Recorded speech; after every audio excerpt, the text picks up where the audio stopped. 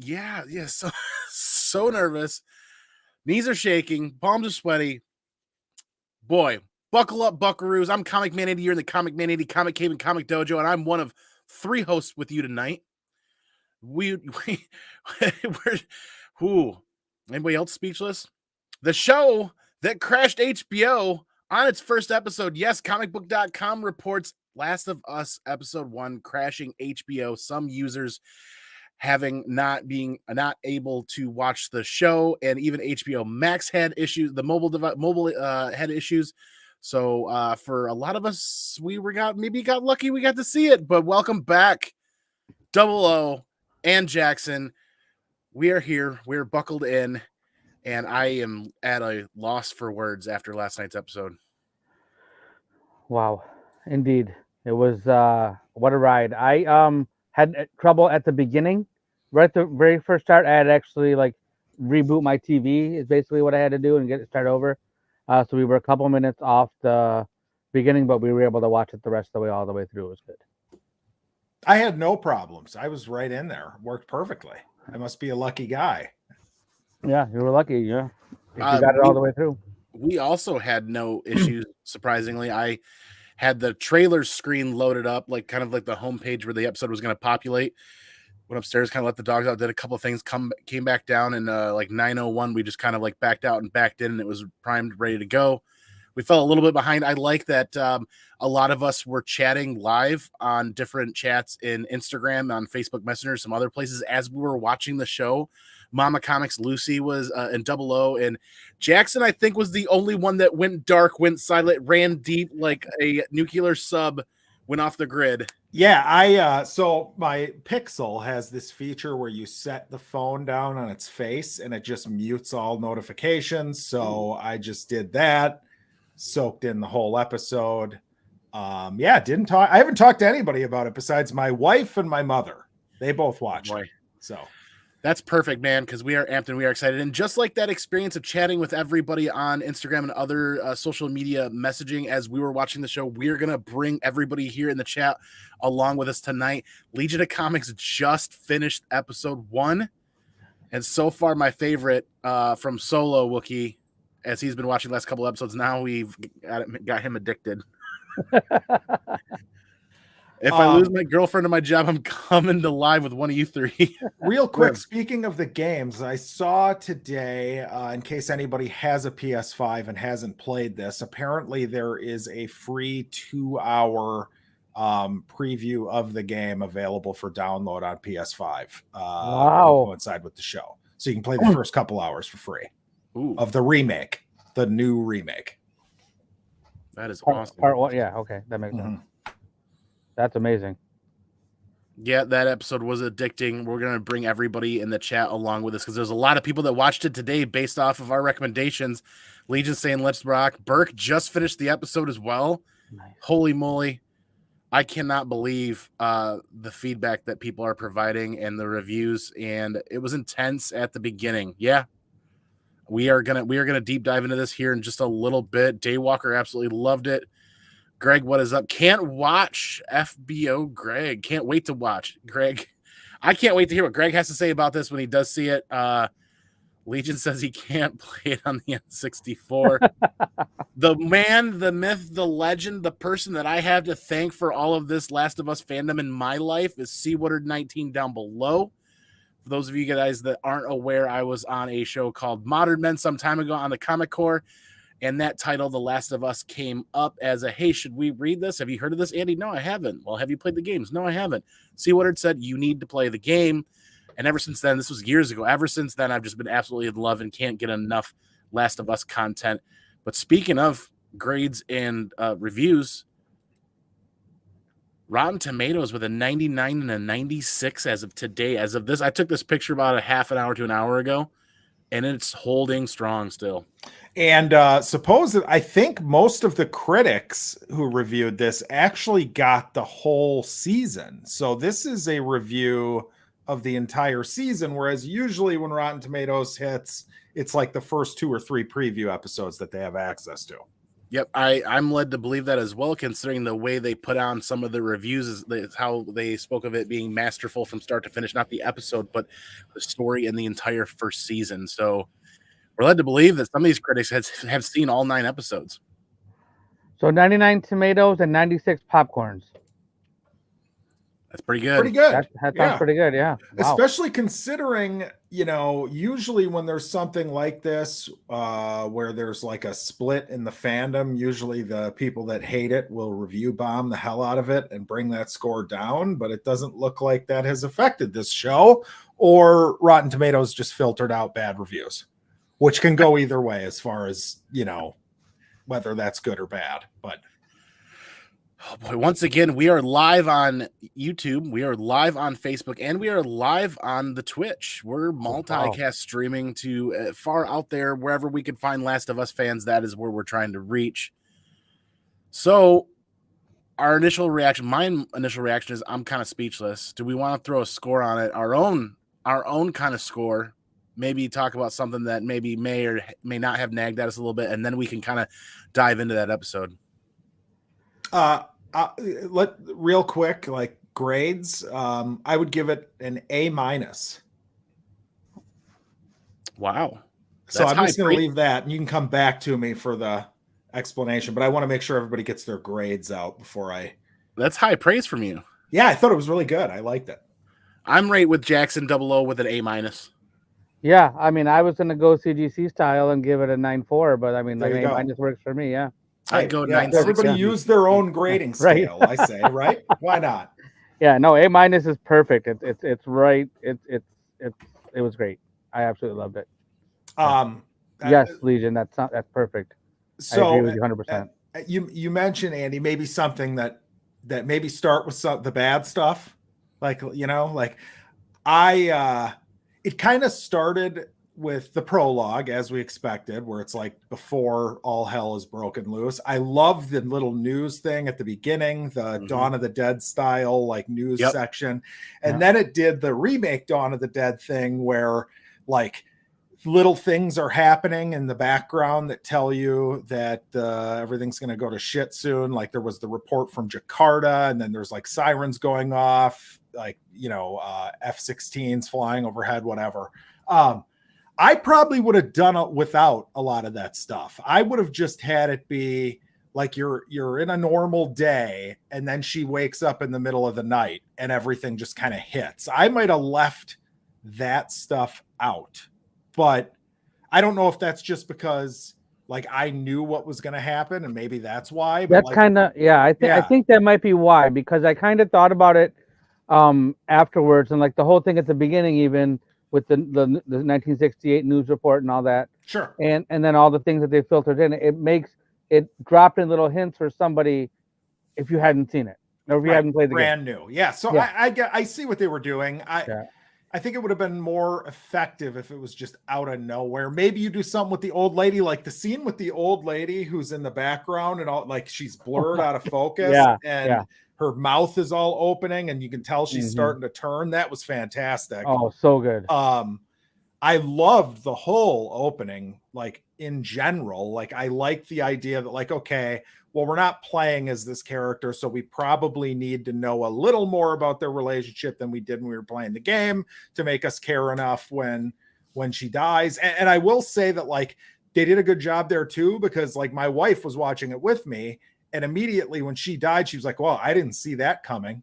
And I'm like, oh, there you go. Then they succeeded. Because I know that was one thing that a lot of us were concerned about. And I was concerned about just from the promo images. It's like, well, that's not the daughter that he's standing with on the poster and in the commercials and whatever. But no, I thought it was really good. I was sad, adequately sad when it happened. Pedro Pascal is great. I thought they spent enough time on everything they needed to spend time on before leaving Boston in the 20 years later segment. Maybe I could see some people being a little bit confused at times with Ellie and like, okay, well, they're kind of dropping hints that she's got immunity, but then they kind of give you that at the end of the episode anyway. When she shows the bite mark, she says she's not sick, but they do that really fast. Like it wasn't like they didn't dwell on it at all, and maybe they will at the beginning of the next episode, but maybe that would be another complaint, is like maybe people could be confused. But I thought it was fantastic. I couldn't have been happier, really. Like I didn't expect anything better. You know, I watched it last night, and when you were seeing some of the things go down, it was a lot of filling in of things from the game, which was really good. You got, you know, they kept a lot of things the same, but they changed enough things.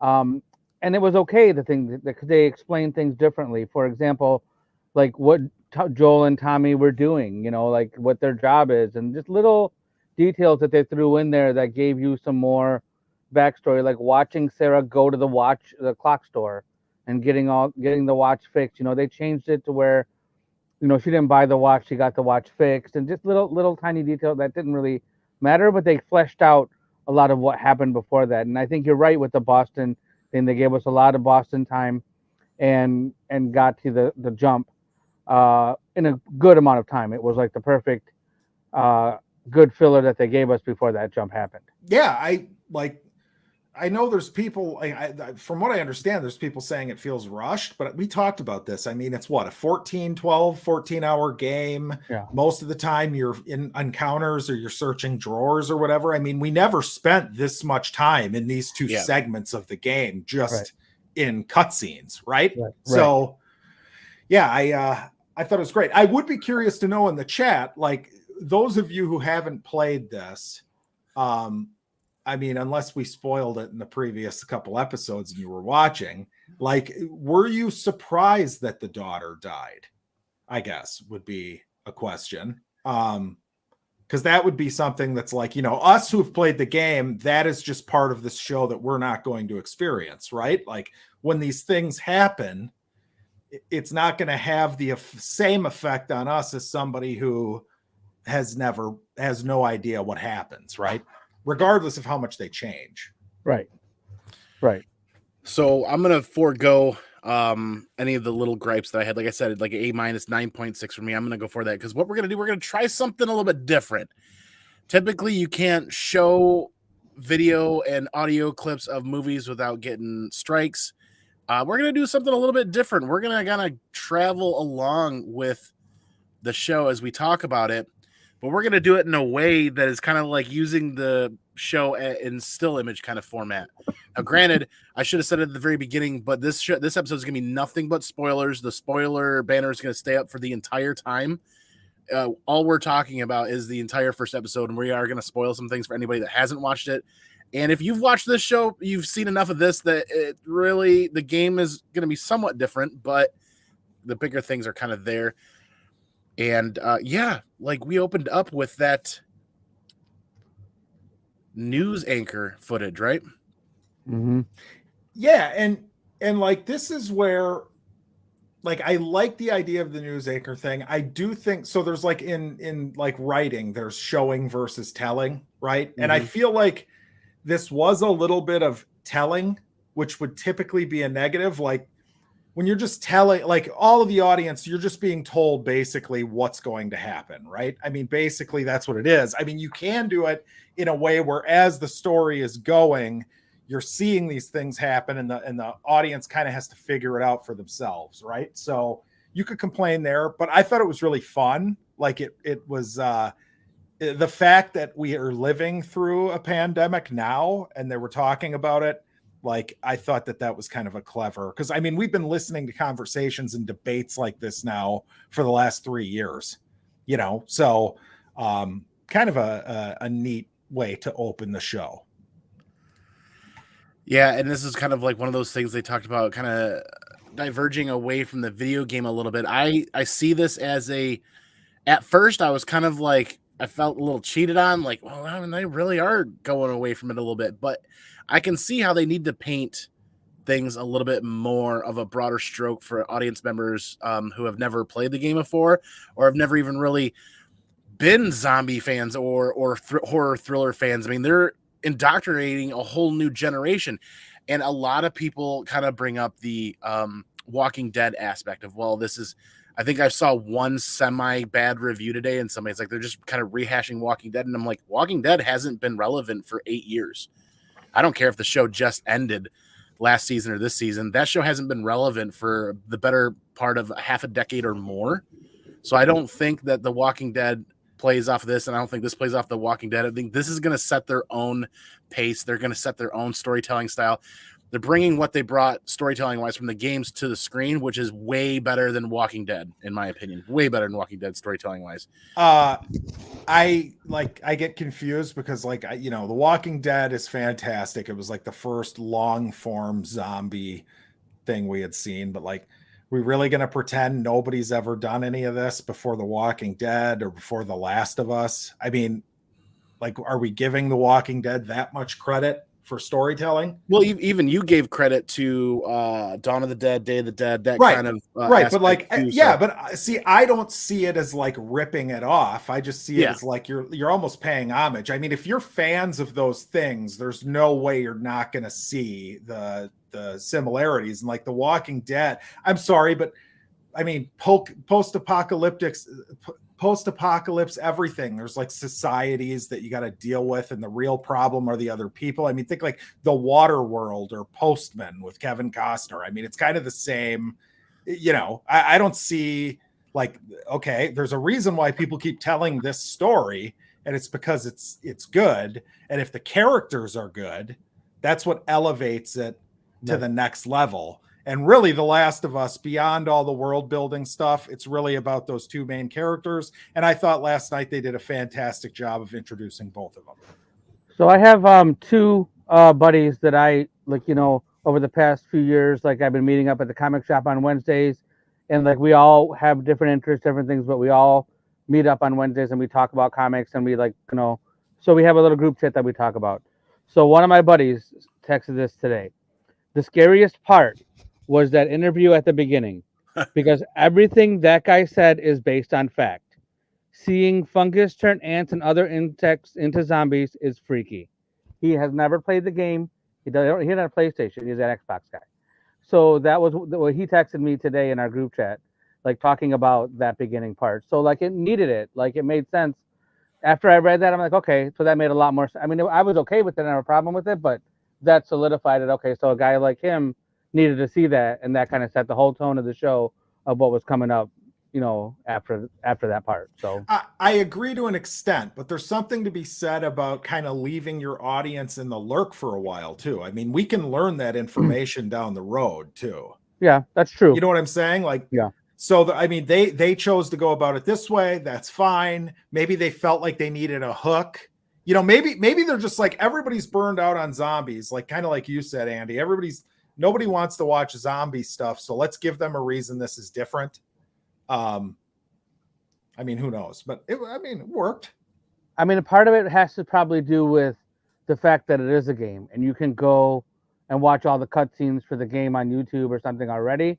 So if somebody watched the show last night, got interested, search for Last of Us on Google or on YouTube, and all of a sudden they're going to start seeing a whole bunch of stuff that could theoretically spoil the rest of the show. So this kind of gets ahead of that a little bit, So I can see that. Anyway, yeah. I can see that. I really like your points and your critiques, Jackson, about the callbacks to like Dawn of the Dead, Day of the Dead, the interviewing, and I really think they did it well. But let's keep up, let's keep moving, kind of the pacing a little bit. I know we're gonna get hung up on a couple of really fun parts, but there's so much to pick away here that's really fun. Is if that introduction didn't kind of give you goosebumps, whether you're a fan with experience or not, one of the parts that gave me goosebumps was the opening credits, man. Like this is becoming, I thought it was just going to be like a Game of Thrones-esque like universe that they're just doing it there, but it's becoming an HBO thing to kind of do these openings in a way or fashion that brings you kind of along in a storytelling journey within the credits. And I really like that. There's a few homages. They pay a little bit of homage to like the spores in here. There's some spores floating around. Some of the fungal growth grows up to actually show Joel and Ellie traveling together. But there's one part that I missed at first that I'm wondering if you guys caught on to, is the fungal growth on there spreads out into an image. And I was of the US, right? Yeah. Okay. So you guys did get that. Yeah. I must have blinked or something. I missed it at first. And How about working the music like straight out of the game in there too? That music Yeah, was totally it's so good. so good. Like that intro is never gonna get skipped. Like that's it's. I love Gustavo's music anyway, and like that's the music. You know, you guys in Michigan look like you got screwed, but Wisconsin doesn't look too bad outside of the northern parts. I mean, like the Chicago, Wisconsin area, it looks like we're doing okay. Oh, yeah. What I really liked about this is it looks like any satellite image looking over the United States at night when all the lights are on, and it kind of gives that image. And then we can't play it as it goes, but then I want to see if I caught it correctly. Is it? No, it did. I thought it was going to die out. I couldn't remember. But just that's one part that I really, really, really enjoyed that gave me goosebumps watching that credit scene roll and kind of open up and kind of paint that storytelling picture.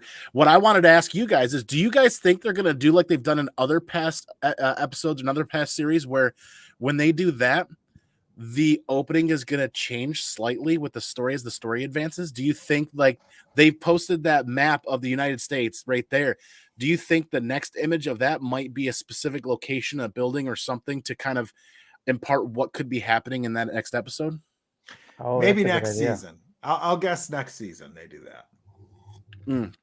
You guess next season. Darth Lopez, it keeps freezing, and we're just showing still images on purpose so that we don't get a copyright strike. Or if you share copyrighted content while you're live streaming, YouTube can actually ban you from live streaming altogether.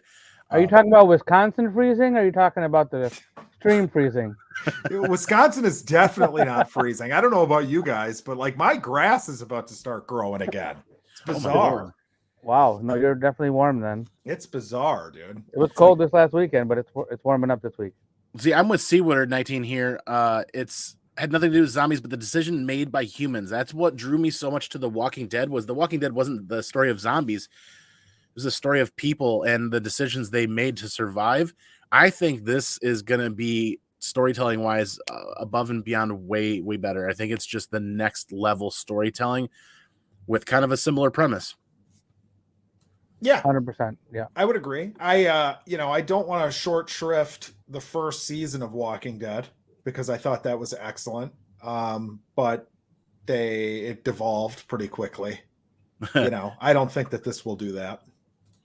No, in fact, they stated a couple of times that the show will continue as long as there's content to draw or video game content to draw from, and they kind of left it at that. So I don't think we're not going to see 9, 10, 11, 12 seasons from this. I'm guessing 4, 5-ish, if you will.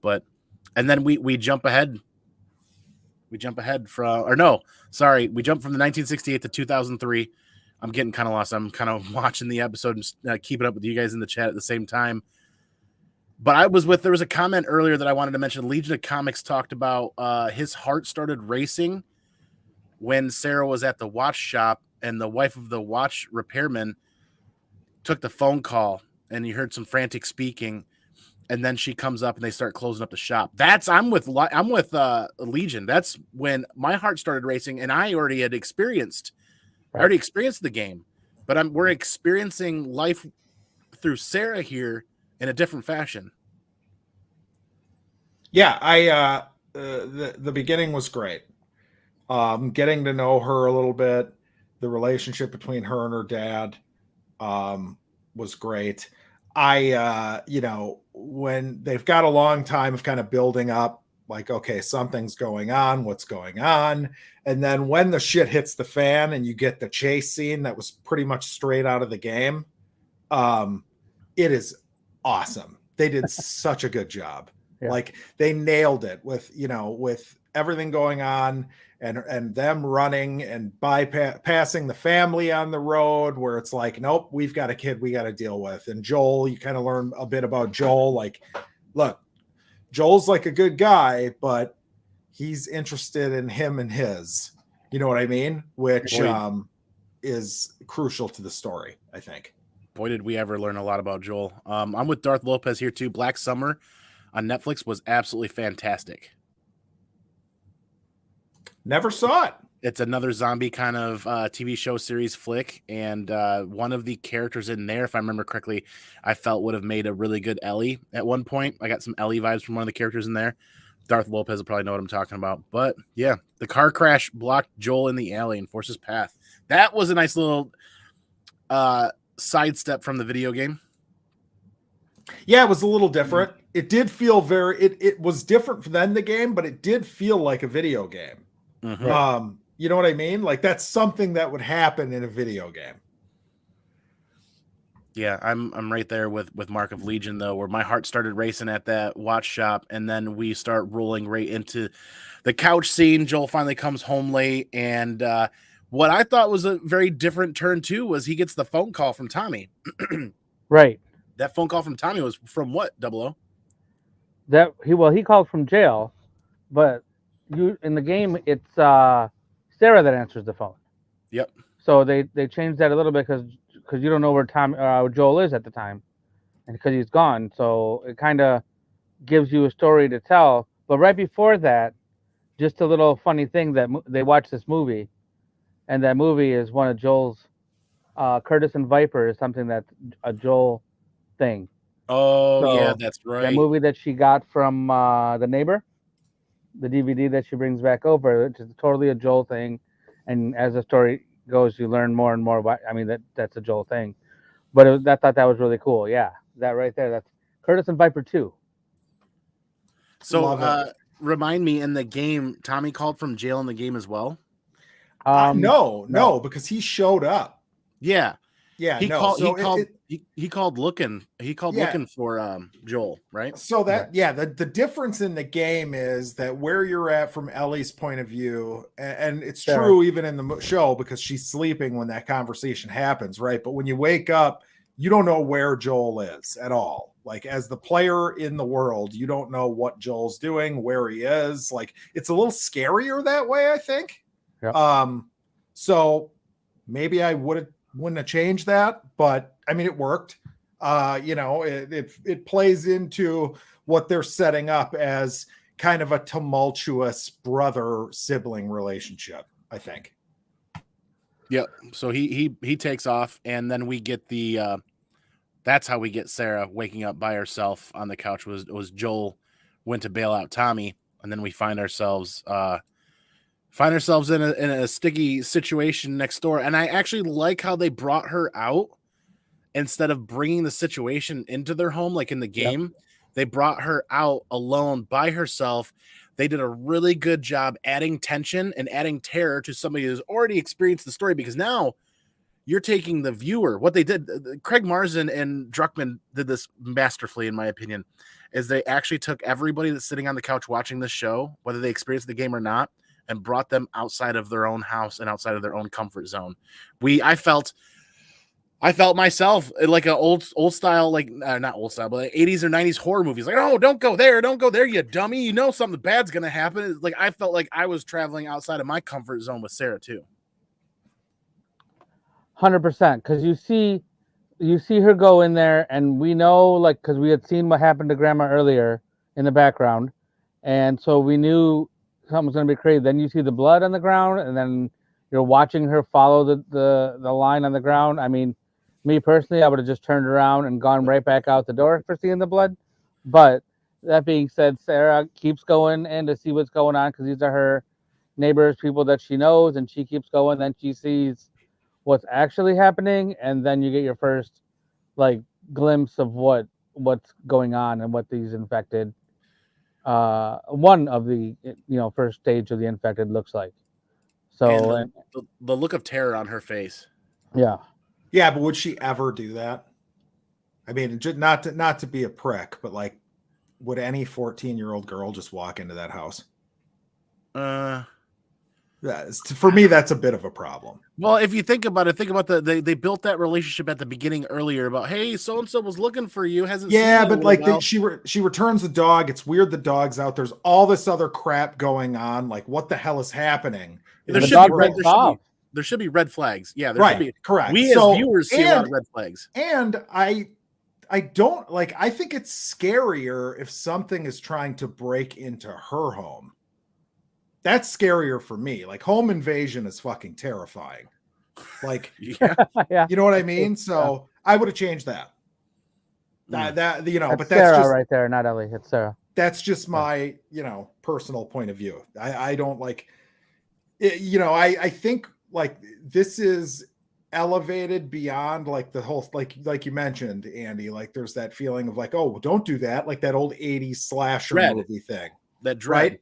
Yeah, but like the 80s slasher movie, like everyone acts like an idiot. It's to be expected. It's part of the fun. I don't think this show is that. So I don't know if that works here.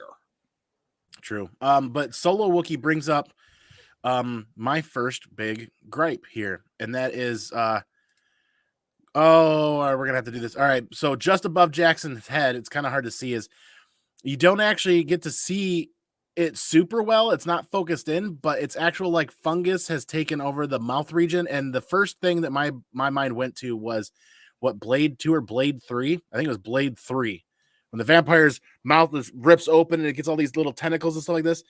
So my gripe with this isn't that it's not scary. Like it does, it's terrifying, it's weird, it's scary, but this does.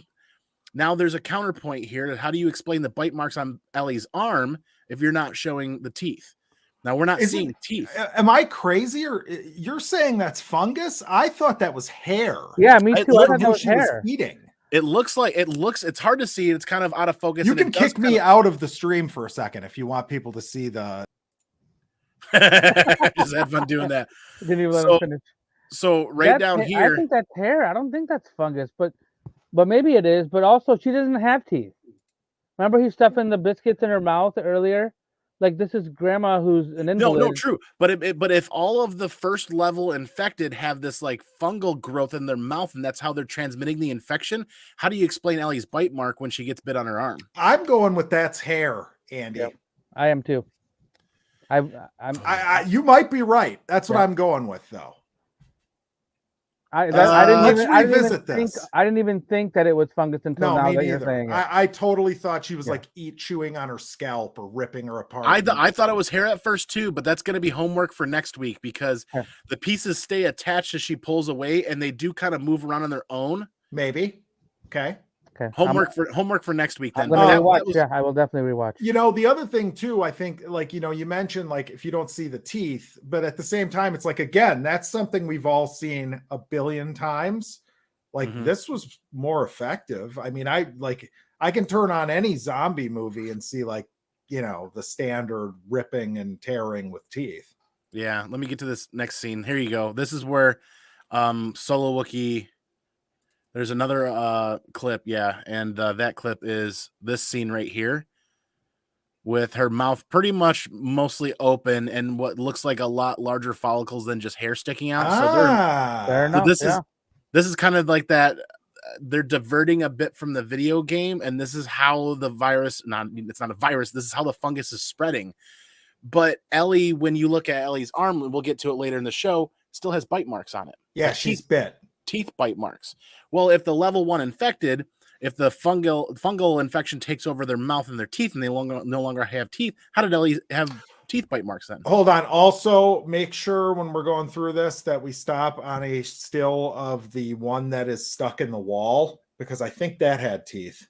Okay. So maybe this could be what they talked about in some of the post-credit stuff for the game when they were making the game about how the fungal infection affects people differently. Like, I'm going to stick with the hair though for now. Until next episode, I'm sticking with hair. Well, the other thing, again, like if she doesn't have teeth, she's not going to be able to bite anyone. So you might get other people that have teeth that wait till we see what happens to Ellie before we see, like, that we don't know what that person looked like. Okay. All right. Well, apparently it is fungus according to the chat. Everybody agrees that Dub and I are dumb. Apparently we got to get our eyes checked. But then turn my brightness up. This begins that tension building chase scene that, if you guys want to talk about that a little bit more on your experience with the video game and how it compared to the show, I felt like I'll just cut it right here. I felt like I was transported right back into the video game. 100%. Yeah, it was my favorite part of the whole episode was this chase. I thought it was really well done. I liked it a lot. It felt very much like the game. You did feel like you were playing the game. The end of the chase played out a little differently. Like the soldier didn't seem as torn about shooting at them as he did in the game, which I thought was an interesting choice. The truck ride with Sarah's in the back seat is, like we said, just exactly in the game, and you get it from her point of view. And then you see the burning house, the family on the side of the road. All of that stayed very, very like I was playing the game, 100%. And then as when you get to they changed. I mean, this huge plane crashes behind them, which is different, but it makes sense. They brought in a little bit of a different take on it, but yeah, a plane crashed because a pilot turned into something else and couldn't fly the plane anymore. Well, that was kind of cool. I want to dive into that a little bit bigger or a little bit deeper later on after the show on my own, because you actually see the boulevard that they're traveling in that town. There's clips earlier where planes are stacked. They're 3 or 4 deep on like Final Approach, and there's no airport. So I don't know what happened there, or the military is diverting them or something like that, or maybe the military is diverting them and crashing them on purpose. I don't know. But the one we did get to see, I think Double O's hit the nail on the head, or Jackson hit the nail on the head with a pilot or a captain passing away, because that plane goes up and stalls out and curves back around and dives down and then explodes like that. But or like you were just talking about the military, maybe the military shot it down. Could be as well. Well, yeah, and they were clever too, because they, like, the time frame of this is 2003, right? Mm-hmm. So they even had Ellie mentions, like, is it terrorists? And it's like, yeah, that's what everyone was thinking at the time whenever anything happened, right? Because 9/11 was only 2 years earlier. Oh yeah. Yep. Yeah, don't let us spoil anything for you, buddy. Come back and watch this on the replay. Please do. We all know radio and cell services were compromised. Wonder if the planes were too. Yeah. I mean, I just assumed people went fungal crazy on the plane and it brought the plane down. Yeah. Yeah. So everybody's pretty much in agreement how epic that scene was. And yeah. There. So we're going to lead up to the scene. I'm just going to call it the scene. The scene. And there's some important things that we're going to stop and point out as we're led through the scene. And we're going to hash this out probably a little bit longer than we should, but I will start out by saying that knowing what happens did not soften the blow for me. That was probably one of the hardest 5 to 8 minutes of TV I think I've watched. I burst into tears. My wife burst into tears. And it didn't end there. There's a second scene that happens shortly after this that adds a lot of painful depth to this. But I want to know your guys' mindset as you rolled into this, knowing what happened from the game. Well, I was having fun with it because I knew my wife didn't know it was going to happen, and she was sitting next to me. So that was kind of fun. Because like she asked me, like, how's the friend, the brother, going to die? And I'm just sitting there like, oh, well, she thinks that this is about him and his daughter. That's cute. But I want to start by saying, like, it was important they nailed this because it's the linchpin not only for the first episode, but for this entire series. Yeah, 100% agree. It is 100% the most important thing that I believe occurs in the whole series as far as the characters are concerned. So I thought it was great. One thing I did note that I thought was odd was that when the soldier pops out, like, he says, oh, she's injured, it's her ankle. And I'm like, who told the soldier it was her ankle? Did Joel yell something? Yeah. Okay. Said it. Yeah. He said, okay. We're not sick. Her ankle. We're not sick. Yeah. Okay. There you go. So that explains that. So that checks that box. Next, I remember feeling like the soldier in the game was, and I hate doing this because I should be reviewing this as its own separate thing, but like I remember feeling like the soldier in the game really was reluctant to do this. Yeah. And in this, it was like one comment where he's like, really? And then it was just like, okay, go time. I'm just going to kill these two,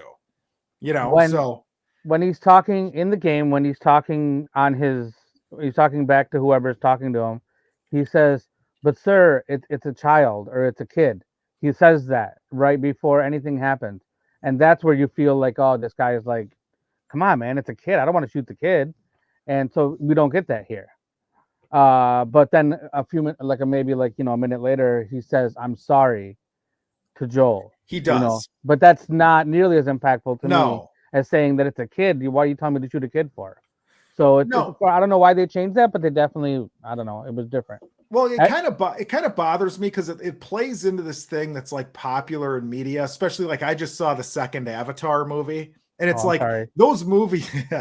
Yeah, I didn't like it. A lot of people did. But those movies and like a lot of media kind of treats military people like they're just like machines, heartless animals. And I don't like that. I don't think it's realistic. It takes me out of what I'm watching. You know what I mean? So this one was okay. You're right. He did say sorry. He did have that one moment. But yes, overall, I'm a little like in the Avatar movies, it is so cartoonish how like evil the military is, and like that's the thing that I get sick of. But this had a little bit of that, I felt like, but not too much. A little bit. I felt very similar to you guys about how quick he was to just kind of be okay with it. Right. I don't feel like it ruined the scene at all. I do kind of wish it was there. It would be a little bit more emotional, but God, this was hard. This was it didn't hurt any less. This was some of the hardest TV for me to watch ever, being a father myself. But there's one very important thing that I'm wondering if, I'm pretty sure you guys have picked up on that. I want to bring everybody viewing along with us. Is there's something very important in this picture, and I want to know if you guys know what that is. In this still image right here, there's something incredibly detail orientated that is very important here. The watch takes a bullet. The watch right here is not damaged. The watch is not at all damaged, and through the effects of editing and magic, we will cut to another scene so we don't get a copyright strike. I can't watch this again. This is hard. This is really hard. But then you get to, let me get a clear image of this. And this is one of the most important things that a lot of people know of that have been playing the games for years, but it's not talked about super often. And that is when Sarah dies. Oh, I just missed it. When Sarah dies, the watch is now damaged and broken. So his watch bullet holes, right?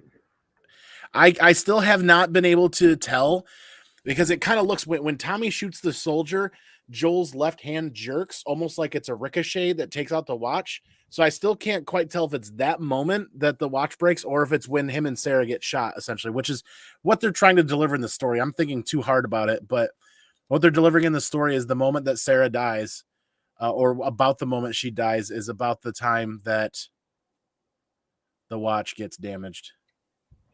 Makes sense. Yep.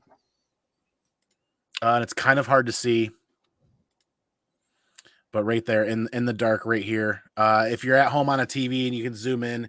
Ooh, can I zoom in on this? I don't know. Let's find out really quick. Oh, it's terrible though. No, it's not going to let me do it. Not like I want to. It doesn't zoom the image in. It just zooms like the bar. But the watch is damaged there. There you go. So yeah, time stops for him when his daughter died. And that's why there's nothing left. You know what I mean? For the rest of the storytelling, the rest of the series, the rest of the game, Joel never takes the watch off again. The watch is super symbolic because something that even earlier when they're sitting down to eat breakfast in Boston, Joel does this thing where he's like looking to see what time it is and he slaps his wrist, and then he's like, oh, and then he picks up, then he goes for his phone and it's his Nokia out of his pocket. Oh God, yeah, that was great. Remember that? He like slaps his wrist to look because I don't have my watch, and he goes to his pocket to get the time. So like the watch is hugely a part of everything with Joel. Like it's Joel. It's I gotta admit, refresh my memory. Who's the actor that plays Sarah again? Her name? Riley. Nico Parker. Oh, Nico Parker. Nico Parker is Sarah. Yeah. It was funny. I said to my wife, I was like, that looks like a mini Thandie Newton. That's what she looks like. And then I Googled it this morning, and sure enough, it's her daughter. And I'm like, oh, well, the genes passed down there. It looks just like her. She did great. Her mom was in Solo. Solo. She's in Westworld. Yeah. Mission Impossible 2. Yeah, she did a great job. So much so that she had such charisma that I'm like, as of now, because I haven't gotten to know Ellie as well, I almost wish that she was playing Ellie. But that could change. Yeah. It's scary realistic. It's so realistic, it's scary, and it's giving me goosebumps. The breathing, the shock, the body entering shock, the cutscene back to Tommy. Joel's asking for help, and Tommy's just kind of looking, and you can read it in his face. No words. And we got a big shout out to Gabriel Iglesias for his portrayal of Tommy. I was actually Gabriel Luna. Yeah. Did I say Iglesias? Yeah. Or Gabriel Luna's portrayal of Tommy was phenomenal. I had some doubts, but now that I've seen it, his voice it's Tommy. Like, it sounds as much like Tommy as the game. Like it like when you heard him talk, it was 100% on point. Like, it was wacky. Here we go.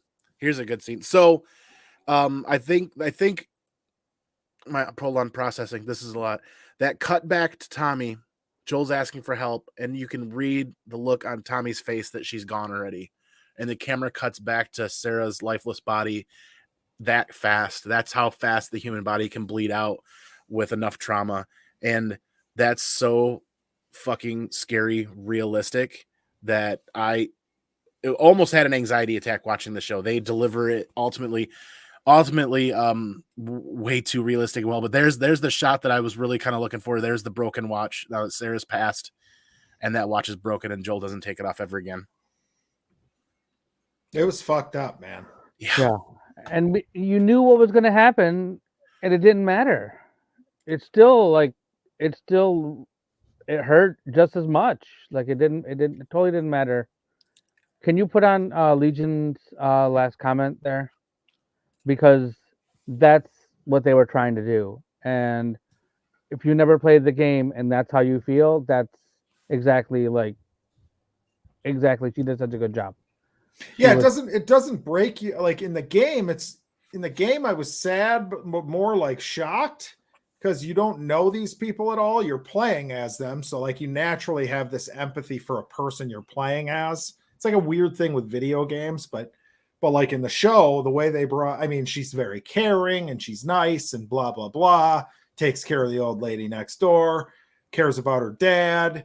Their relationship isn't perfect, but there's a lot of forgiveness there from her and understanding of her dad. And you can tell that she's like the world to him. So yeah, it's strong. It's a very strong opening. What I will tell you, Jackson, when you play it again, it's going to feel different. Yeah, I would imagine so. Yeah.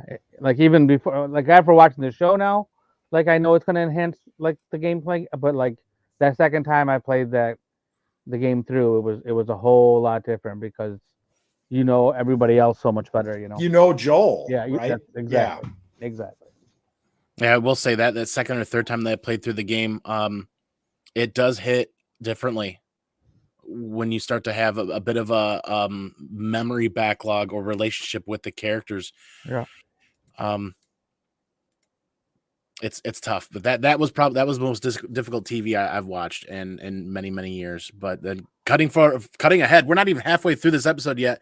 I just want to speak towards Marzin's ability to paint a picture. I mean, oh my God. Yeah. Between Druckmann and Marzin right here, this young boy walking through the woods, and we're seeing Boston. This is incredibly packed and impactful, getting to hear it and seeing this and seeing Boston bombed out all the way around the QZ and the measures they took to try to protect people and what's left behind. I just that image. But that yeah, look at the visuals. They did such a good job of giving you that post-apocalyptic, like everything. Yeah, I was wondering if that was a boy too. I It's a wasn't sure. boy, I think. Yeah. I So wasn't sure. speaking of incredible acting and Nico, how much she was able to act and get everybody to care for her. This young actor didn't speak a single word. Didn't speak a single word yet. Was part I didn't of, care. I didn't care about him. Sorry. He's Well, fodder. He's plot fodder. This child is probably only a few years older than my son, so I connected immediately. And the way the two guards handled the situation during what do you call it? Inbound or receiving or something of that fashion. We aren't given a lot of backstory of what happened to this child. You can only imagine the worst of the worst has happened. He's strapped to this wheelchair now. He, besides looking dehydrated and hungry, doesn't look too bad besides a single scratch on the knee. And then can we talk about just how I want to get to this? They do the test. They find out the test is positive for the fungal infection. This child has the fungal infection. And then is this it? They give him a shot, basically. They get not only they lie to him and to make him feel comfortable. Yep, there's the test. Euthanize him. So maybe I'm missing something. I just realized here. Maybe it's the level of humanity and her ability to comfort this child in this child's worst time of need. But for me, I thought, oh my God, you heartless bee. No, see, I took it another way. I took it as like, oh, this is how you should do this. Like, why scare the shit out of him? He's going to die anyway, right? You have to kill him anyway. You might as well like make him feel comfortable and happy right before he dies. But you know what I'm trying to dig at here is nobody, not a single person out here is talking about they effectively euthanized a child on screen in front of all of us. That syringe is full of the white stuff. I mean, we've seen worse. It's a child, but it's like that child is infected, and within a matter of hours or days, it's going to be killing anything and everything around it. Yeah, and they did cut away before you saw the kid die. Mm-hmm. It's not like I don't know. I thought I liked that. That's like good world building to me. It's like, oh, this is the procedure. This is where this is 20 years later. This is where we are now. Right. You know, and that actually the lady was very empathetic. Like her opposite of the soldier that didn't know what he was doing 20 years before, same city, and she was super empathetic to the kid and like actually was trying to comfort him, like you said, and making sure that it was like the kid was comfortable, like, and didn't know what was happening. What better way to do that? So really quick solo Wookiee, we got to see a lot of the areas of the QZ that were habitated. People were living there. So there were people tending to their buildings and stuff like that. Just wait until they get outside of the QZ and daylight. We get to see more. But this is the second biggest part or image without words is we get to see just how damaged Joel is now here, that without flinch, without hesitation, without reaction, walks up, picks up the little boy and throws him in the fire. Yeah, that was good. That was a good, like somebody in the chat mentioned Schindler's List. That was almost like a Schindler's List girl with the red jacket for dummies scene. It worked really well. Like a kind of a streamlined version of that same concept. Because you're putting a personal connection to something that can be seen as like, if you're watching that, it's not going to have the emotional impact. We're like, oh, that's the kid they just killed.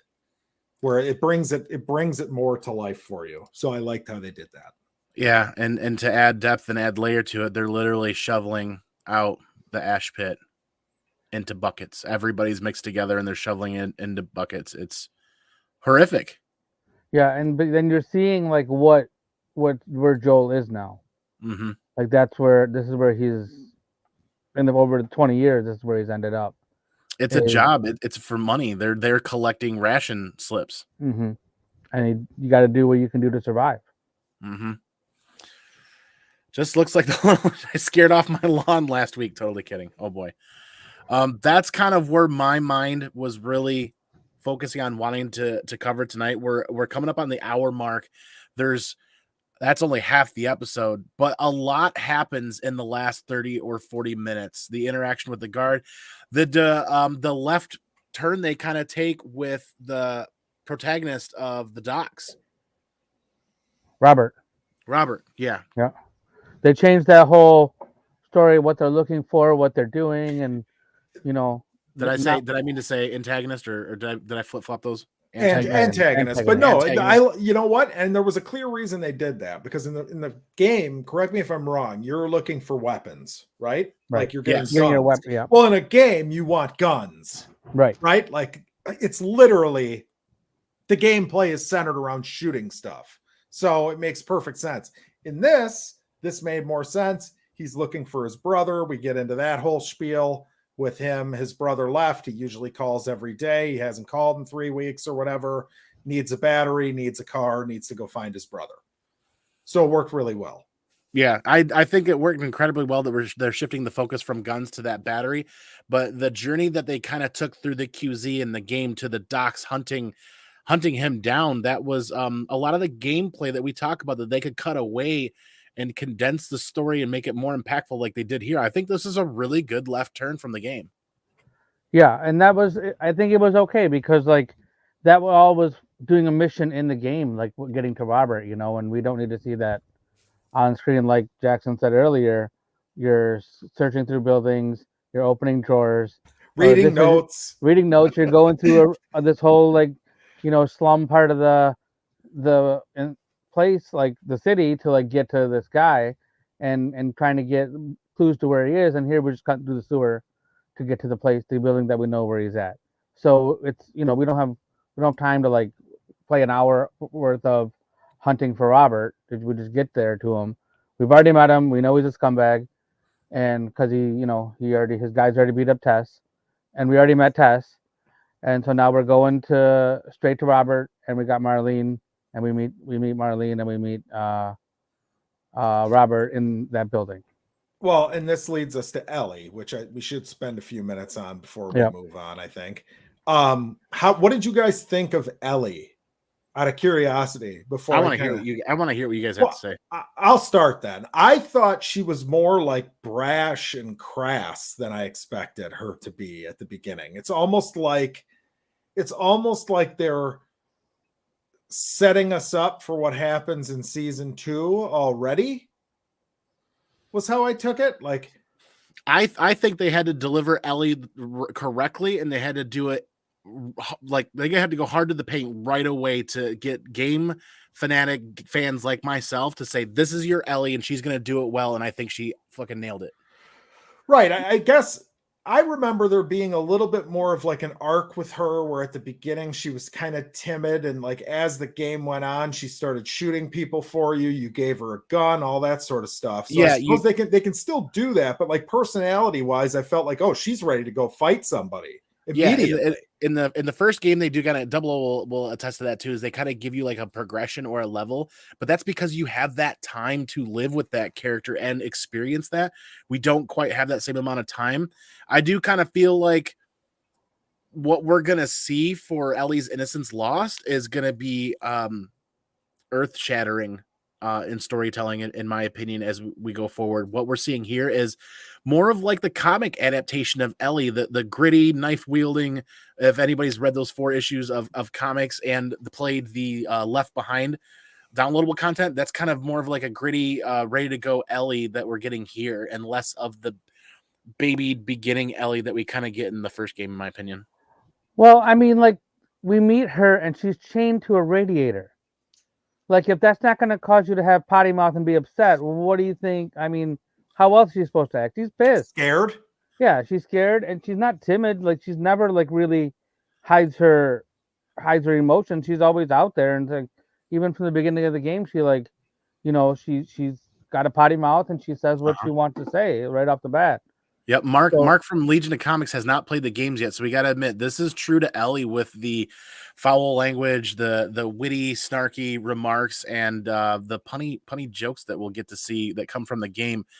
Yeah, she is growing up, born post-pandemic. She doesn't know what the real world was like beforehand. This is the real world for her. So you can imagine that there are no filters anymore. The education system is broken. If there is one at all, people are learning survival skills. Kids growing up are going to be pretty much like a bunch of 20-year-old drunks running around. They're in a quarantine zone. They work for rations. It's the only way they can eat. And they get the little cards so they can trade them for food or trade them to other people for like daily supplies. It just gives you a little bit less direction and arc you can take her character, though. That would be my point. Now, again, it doesn't have to be like the game. They could do something different. They could do it in a different way. It's interesting because like I was like, what? Because I've played now, like it's almost like playing the beginning of the game is like 80 years from my memory. But I was thinking to myself, like, was Ellie like this when we met her? I do remember her being like, no, I don't want to fucking go with him. Like all that stuff I remember. But overall, though, I thought it was great. I liked the Ellie introduction. I just thought it was interesting that her personality was not what I expected.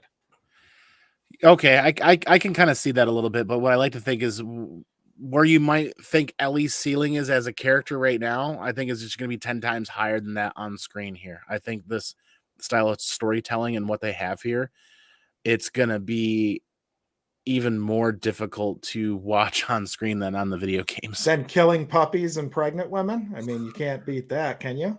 Oh no. Oh no. Spoilers. Just describe the real world. I mean, I guess it kind of depends on where you grew up a little bit. Real Andy is what he said. Andy. What else do you guys want to get in really quick? What else do you guys want to dive into really quick before we call it a night? There's I mean, we could deep dive even further. I really did like the scene with Joel and the radio communications guy.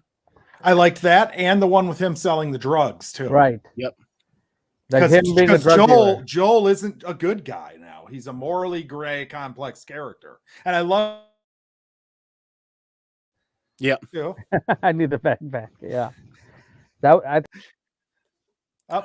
We lost Double O. Hopefully Double O will come back here in a second. Safe to assume Ellie is the only safe character in this show. We don't have to go that far to spoilers, do we, Andy? Let's just not say anything on that. We're just covering episode 1 for the night. From here on out, this podcast is going to cover the episodes, and then we'll do another episode where we kind of wrap up the season after the fact. Hey, we lost you for a second. Yeah, I don't know what happened. All of a sudden, I was gone. It said unconnected.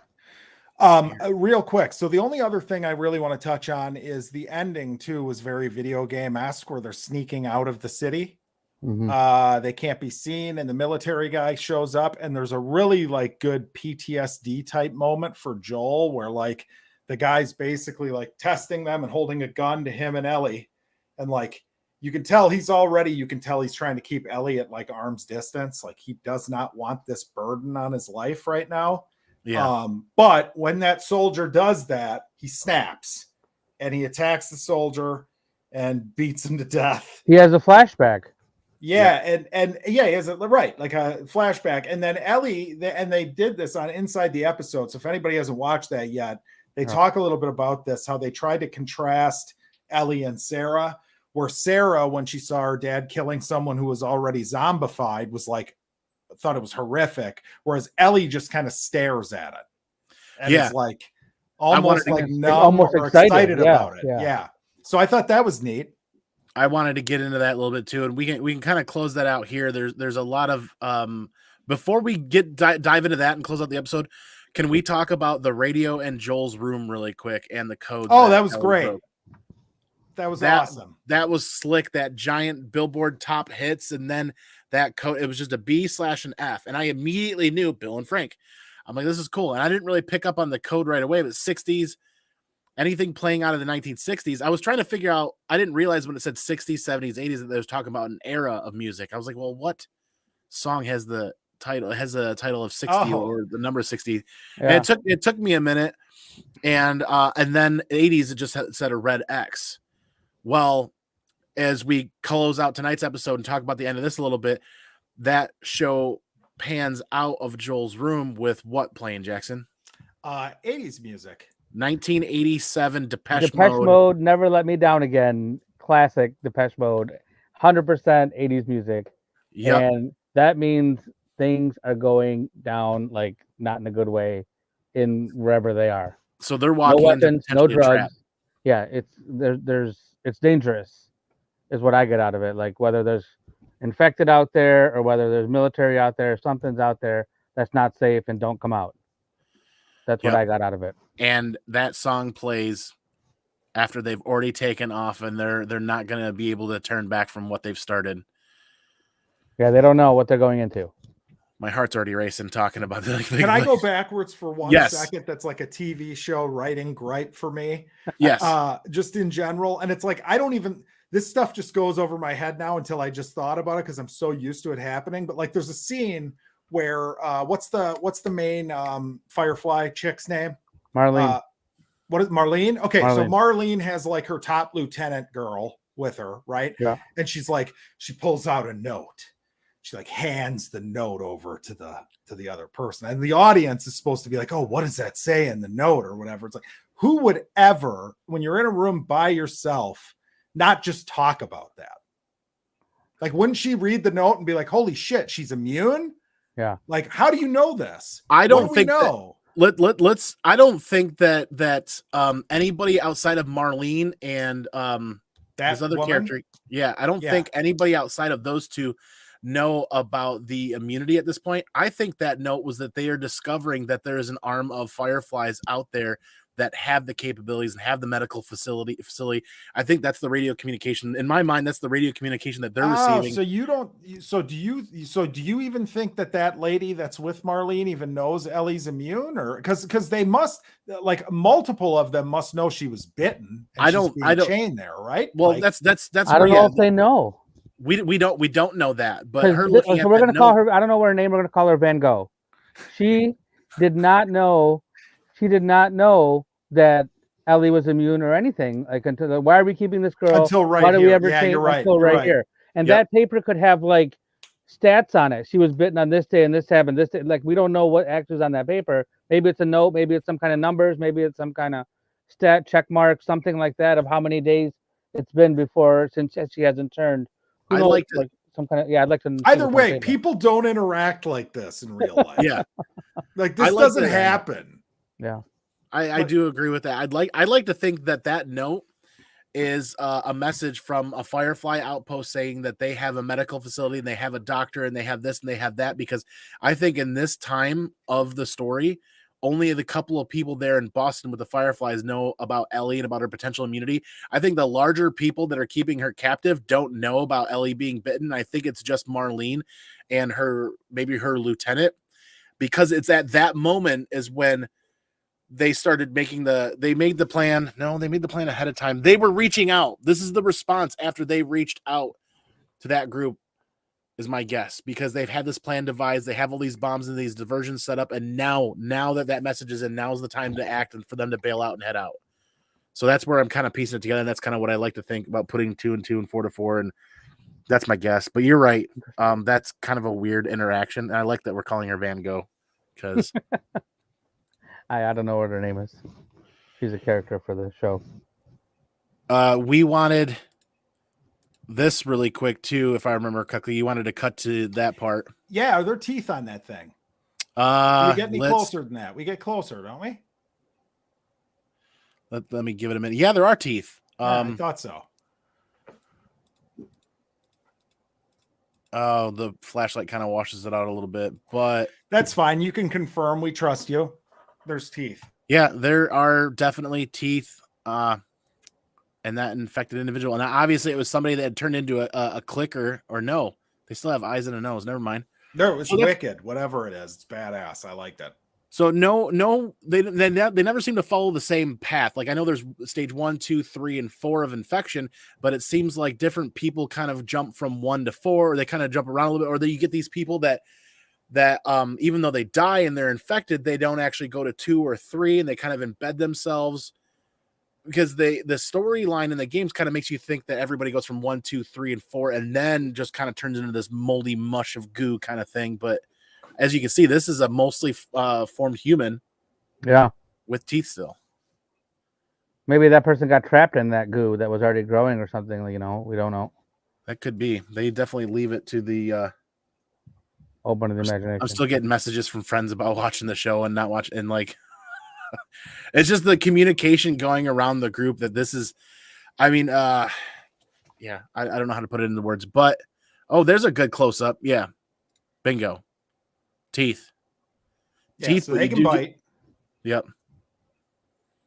So I'm Grandma excited just in for the that teeth. scene we eventually get to where one of those things jumps out and people don't expect it coming. I'm excited for that. Yeah. Those jump scares, man. Mm-hmm. Yeah, and then they cut to going up in the building and finding the Fireflies had battled it out with Robert and his guys, and ultimately Robert's demise and his guys are gone, and that battery's trash. Right. Yep. And then they got to leave. And then we get the PTSD scene. And then we get a quarter of a second where Ellie's like, I was bit. See, look at the mark. Look at the mark. End of episode. Yep. Which I thought was strange. But that's exactly how it happens in the game. They test her. It comes out red. Tess sees that it's red. And then she starts freaking out. Like that's like almost but exactly from the game. It's soaked in a bit more in the game, I thought. No, that's when you as a player find out that she's infected. Right, but like you had like Tess holding a gun on her and was like, "What the fuck is going on?" Oh, I see. Yeah. I like gotcha. there was none of that. It's like if I didn't play the game, I might have blinked twice and you missed that. Yeah, they definitely played it out more in the game, and I think they did it the way they did for time constraints. One, because they focused on the thing that you brought up earlier, Jackson, was Ellie's face as we cut through there it is, the cut scene back to the traumatic event that starts Joel on this path through the pandemic. Yeah, so he goes into dad mode, like protects. Yeah, he's got to protect this girl who this soldier wants to shoot. And the soldier was, by the way, his buddy, right? The guy who he sold the drugs. He's selling drugs too. Yep, that was. So it's incredibly convenient that they run into that guy, and they downplayed it a little bit. Anna and or Tess and Joel downplayed it a little bit, thinking they can trade their way out of it or something, until Ellie, he wasn't having it, tests positive and stabs him in the leg, and then we get this. This is, I think Jackson is right. This is in the game. You don't really see this kind of turn or feel this turn in Ellie until the hotel area, when you're in the hotel and Ellie has to, for the first time, reactively take a life. Save you. Yes. Yep. And she saves Joel. Yeah. This, she's just watching it. It looks like she's portraying how much, I don't think it's death that she enjoys. I think what she's not pining after, but enjoying so much is a father figure defending her life. Because somebody cares about her. Somebody cares about her. Somebody's willing to sacrifice another life for her. And we saw that with Marlene and the Fireflies, but this is different. This is that father figure, that wolf and cub kind of aspect. Should have waited a minute and search a guard for a magazine, bro. He took his M4, but didn't grab the knife, look for a bag, boots, whatever. They're in a massive hurry. There's a lot of tension. I get where Solo Wookie was at with his frustration. He was texting me. The fact that he grabbed the gun was a plus. Yeah. I was Tess. Yeah, I don't know why. I was thinking something earlier. Anna, because that's her real name, I believe. But you called her Anna, and I think Legion called her Judith. Well, he's just thinking she's a Judas, so he thinks it's Judith, right? Yeah, he keeps trying to ask for spoilers, and you're not getting any over here, man. No. So keep watching. Oh, there it is. Here we go. I thought I dropped it and lost it, but there's that look at her eyes. I mean, those are fierce. She's just like, oh, I want to eat that flesh that's coming off. It was kind of like a zombie-esque kind of It was weird, man. It was weird. I didn't hate it. I liked it, but yeah, that was pretty much the end of the episode. I mean, how do you even prepare yourself for next Sunday? I'm excited. We get like more out in the wilderness type stuff. Some flashbacks. I will say that look on Ellie's face changed when Joel spun around with his bloody fist up and looked directly at her, and all of a sudden it's like that anger and rage turned towards her, and then all of a sudden her face kind of goes, uh-oh, like, oh shit. You do get that for a split second at the end. But yeah, that's basically, and then we can't not show the shot, like the shot outside the quarantine zone. This was where people playing the game kind of get introduced to clickers and stalkers and everything else. And I had nightmares for a solid month after playing this portion of the game. I had to play it in like 2-hour stints because I was getting so anxious and having so much anxiety that I had to stop playing it.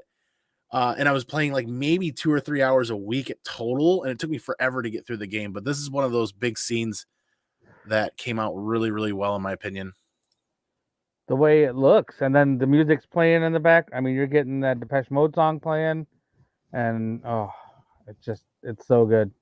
So yeah, again, overall wrap up impressions, very impressed with the first episode, thought it was really good. If the rest of it is like this, I don't even think it's a question. It's going to be the best video game adaptation to film ever.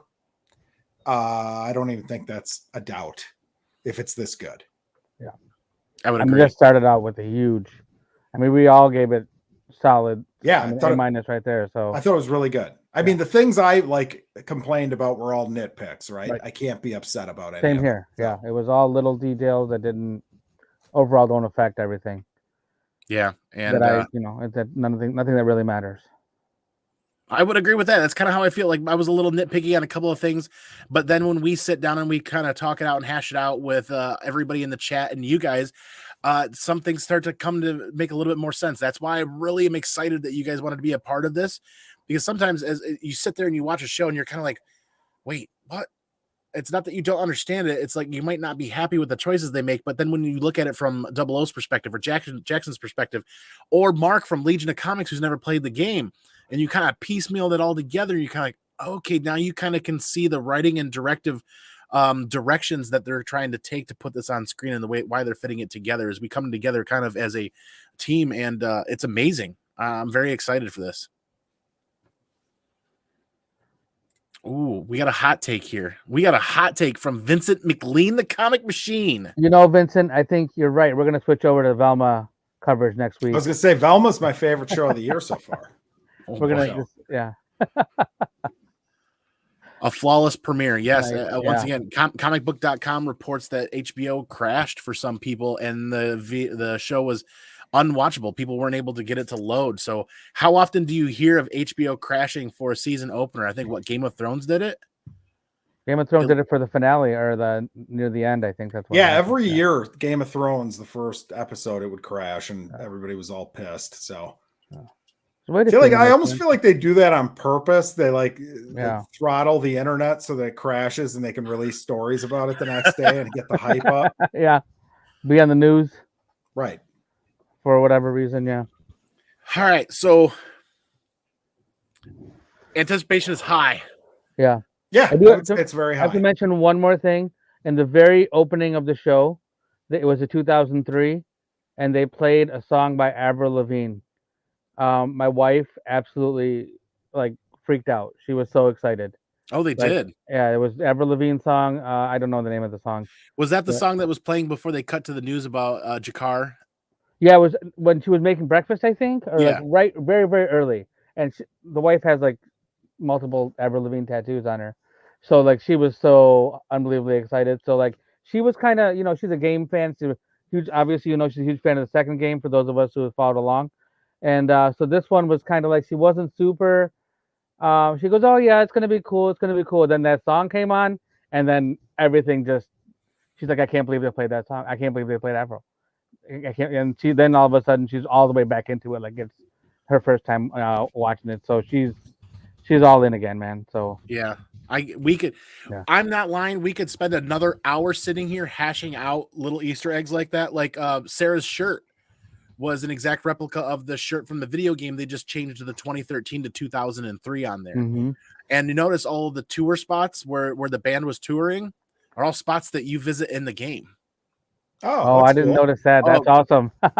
go back and look at that Oh, shirt. yeah. Have your wife Double O look at that. Yeah. And all this, a lot of the spots, most if not all of the spots that they are touring on that T-shirt are spots that you play in the game. Wow, I did not catch that at all. It's really slick. It's really sick. But we've got what? We've got 6 days left to take in as much content as possible on YouTube and everywhere else about the other Easter eggs and the other things. So I implore anybody that is a Last of Us fan and watching this show, dive out into the YouTube world and look up all the Easter eggs and look up all the other stuff. If you haven't played the games, play the games. If you haven't read the comic book, look for it digitally or find a trade paperback copy on Amazon for 10 or 14 bucks. Man, it's worth it. This is we're watching storytelling history, in my opinion.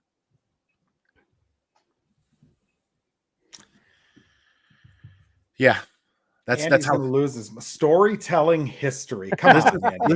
this is in my Come opinion. on, dude. No, I'm not downplaying this. I'm not going to back down from this. But let's close it out for the night. Around the horn, expectations for next week. Double O. I mean, I expect it to be just as good as what I just watched. They're getting into the nitty-gritty. We have a lot of things to yet. I mean, we just started and we haven't seen anything yet. So there's this whole next part. We're going to get introduced to a lot of things that are going to be pretty fantastic. The effects, some of the money they spent on these effects and stuff are going to be paying off here soon. Hell yeah, Jackson. I'm expecting buddy cop style comedic elements between Ellie and Joel, where one of them that's just problems and they don't get along and all that fun stuff. So I'm excited. I'm excited as well. My expectations are really high. I'm a little concerned though. We didn't make it very far into the story in an hour and a half. We just barely made it out of Boston. So how far are we going to make it in episode 2? There's a lot of ground to cover with only 8 episodes left. So it's going to be really, really interesting to see where they take the story or how far they take the story in episode 2. But gentlemen, it's been a pleasure. It's been an hour. We got to get going. We got to call it a night. So you guys know how we're going to do this. Stay tuned for next Monday's 9 p.m. review of episode 2. And be on the lookout for some micro content. Hopefully I can download stuff and clip it up and we can all share it out on our social media platforms. But everybody make sure you guys are following Double O and Jackson. Their links are down below for IG and their other social media handles. And don't forget, most important part all day, every day, is you guys. Each and every one of you guys that comes back every week is the most important part about this. Without you guys, we would be lesser humans for sure. So I'm going to go peace out. I'm going to go pinkies out. I'm going to catch you on the flip side for the next one. And remember, stay original. Take care of each other. Have a good night, everybody. Later. Thank you. Be excellent to each other. And party on, dudes.